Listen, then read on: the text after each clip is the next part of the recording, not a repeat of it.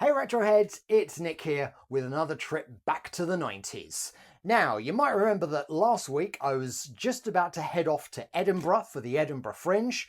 Of course, it gave me a good excuse to talk about my favourite Edinburgh band, Idlewild, whom I highly recommend. Sadly, I didn't bump into any of Idlewild while I was out there, but I did get to see something else that was a famous export of Edinburgh, a live immersive version of the Trainspotting film.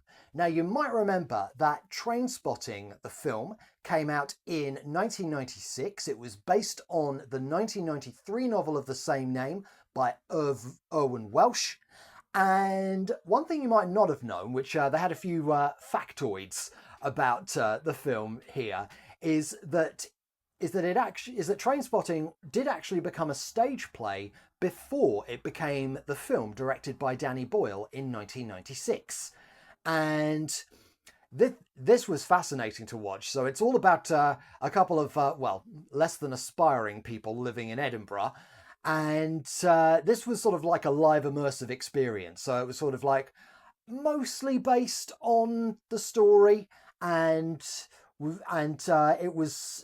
obviously you have the actors like right up in front of you for live immersive experiences, as any of you who've been on one of them will know. And it was, wow, absolutely mesmerizing. Like the film itself, sometimes it's funny, sometimes it's absolutely brutal.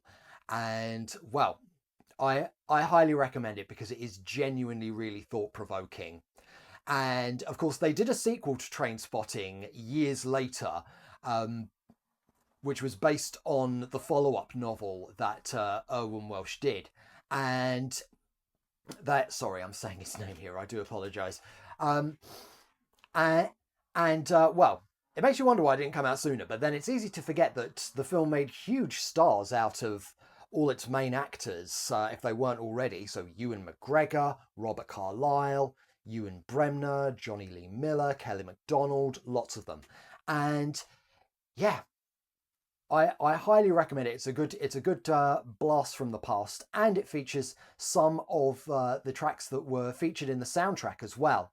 So of course the beginning was Iggy Pop's Lust for Life, and of course later on it finishes with Born Slippy by Underworld, which has a special place in my heart because of course Underworld hail from mine and Swaley's hometown of Romford. And so yeah, when they're singing, shouting "Lager, Lager, Lager," which used to be Romford on a Saturday night, and Mega Mega going back to